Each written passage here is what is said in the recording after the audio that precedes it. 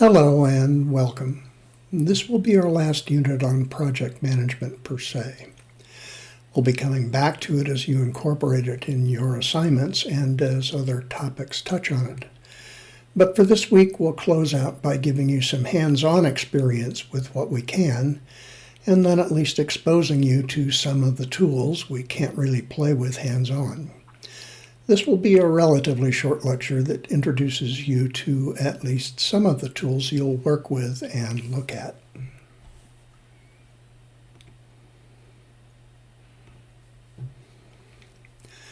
Simple projects consisting of just a handful of tasks that are easy to assign and manage can often be handled with simple tools, such as spreadsheets and online calendars. Products like Microsoft Office have enough tools to manage lists of tasks and people assigned to them, plus simple budgeting and tracking. That and a whiteboard may be all you need, but when projects hit a certain point, and there's no easy way to tell when that is, simple tools become unworkable. Figuring out task dependencies, that is, the order in which things must be done, and when and how project funds will be expended over time can become quite complex. So projects of even moderate complexity will usually benefit from taking advantage of some kind of software to better handle management of planning, budgeting, and tracking of project details.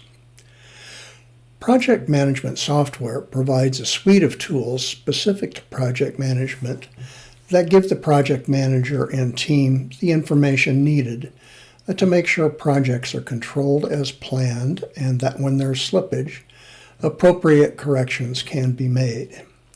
In addition, many offer features such as cloud-based collaboration, advanced budgeting, document management, invoicing, and other features.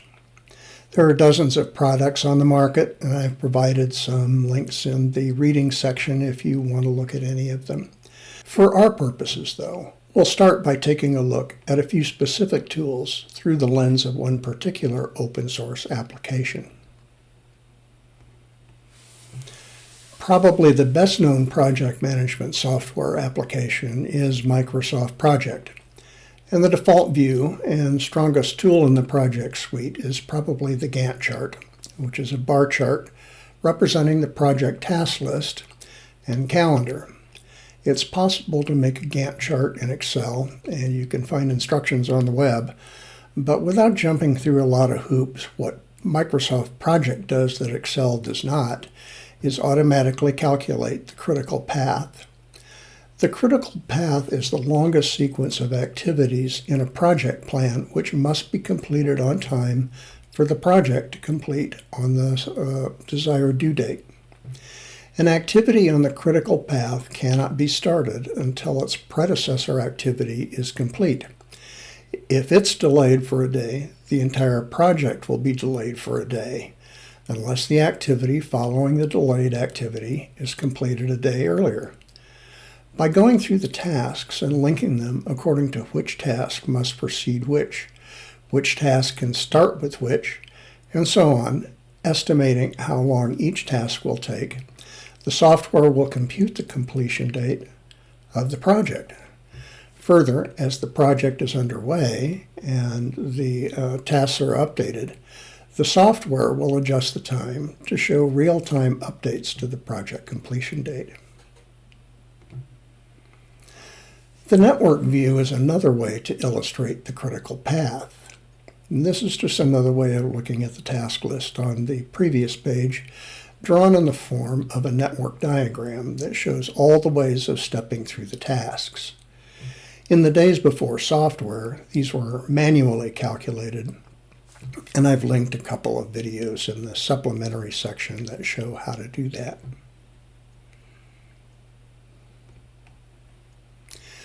Here's a sample calculation, not including the dependency list, that shows 8 tasks, the dependencies and ways of sequencing through them, and a standard way of calculating critical path that shows the critical path is A, B, C, D, E in 65 days with 20 days of float from tasks F through G. The supplementary movies show how this is done. In practice, this can get pretty tedious as the number of tasks increases. If this were a full class in project management, or if you were going to sit for the PMI exam, you'd need to know how to do this. But for our purposes, just know that this is a critical path method. And internally, whether you're looking at Gantt or the network critical path method, this is what's going on. This is PERT, or Program Evaluation and Review Technique, that applies statistical techniques to the network critical path method to help account for uncertainty. The idea is that for each task, there is a most likely time for completion, an optimistic time for completion, and a pessimistic time for completion. A weighting factor is selected for each of these times, and the expected time it will take for the task is then computed. When this is done for each task, you can then calculate a minimum, maximum, and probable estimated time for the project, knowing that some tasks will finish over, some time will finish on time, and some tasks will finish under. Now, this is a bit of oversimplification, and there are some resources in the videos and readings that go into a little more detail, including rationales for selecting various weightings. Microsoft Project will calculate PERT if you plug in the basic parameters, and of course you can track and adjust as the project unfolds. The work breakdown structure is the last tool I'll mention, used by project managers to look at work and how it's divided into phases and deliverables. The work breakdown structure was developed alongside PERT as a tracking tool. A work breakdown structure, as defined in the PMBOK Guide 3rd edition, is, quote, a deliverable-oriented hierarchical decomposition of the work to be executed by the project team to accomplish the project objectives and create the required deliverables. It organizes and defines the total scope of the project. Each descending level represents an increasingly detailed definition of the project work. The work breakdown structure is decomposed into work packages. The deliverable orientation of the hierarchy includes both internal and external deliverables, unquote. So, the work breakdown structure is, again, basically a view of the task list grouped by phrase and shown in a hierarchical diagram.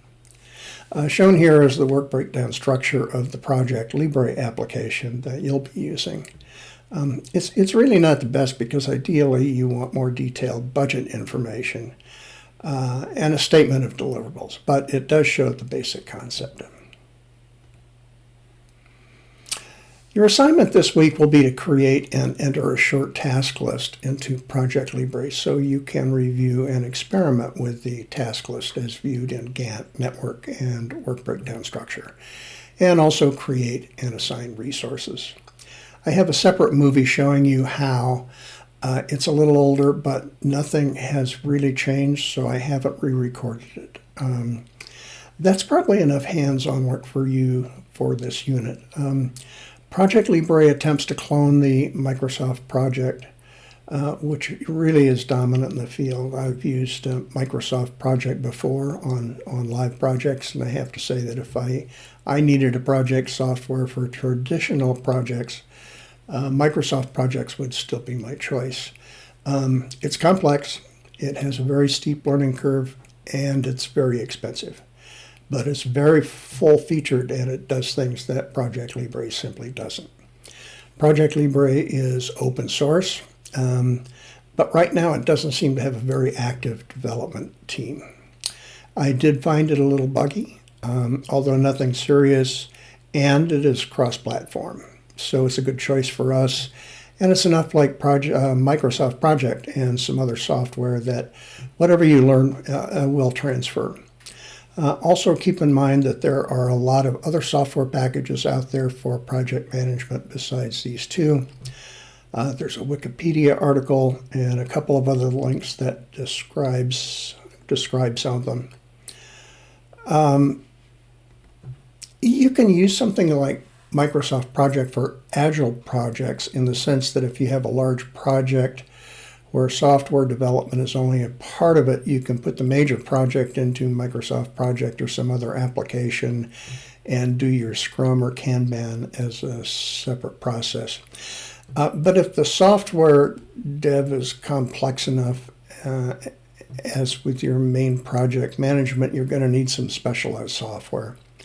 There's open source software for managing Agile and Scrum, but when I looked at them, they mostly require a Linux server platform, so those would really only be suitable for those of you who have a pretty technical background. I've left a list of those in an article in the supplementary readings if you're interested, and maybe one or two of you with a background will try to bring one up. But if you think about it, Agile is highly collaborative, so it's no surprise that most of the application software in this space is server or cloud-based, and almost none of it's free. So the best way to get a handle on Agile project management is probably just to review one of the YouTube walkthroughs, which will also reinforce the ins and outs of Agile project management and the process. I've located what I think is a good one, a walkthrough of Jira, which is arguably, from what I can tell, the best known and most popular tool. Reviewing it will give you a pretty good sense of what that class of software is all about. One tip shown in this screenshot, you can easily watch this at least 1.25 or maybe 1.5x speed and reduce the time it takes for you to go through it. Just click the gear icon on the lower right on the YouTube video and select 1.25 or 1.5 for playback speed. At this point, unless you're really interested in it, it's not going to be on the test. So that's about it for this lecture, I think. Be sure to watch my other video that shows how to create a project in Project Libre. You're probably not going to get through that unless you watch the video I created. And then read the assignment details to see what I want you to create. Thank you, and I look forward to seeing your project, reading your discussion. That's it for now. Have fun, and thanks for watching.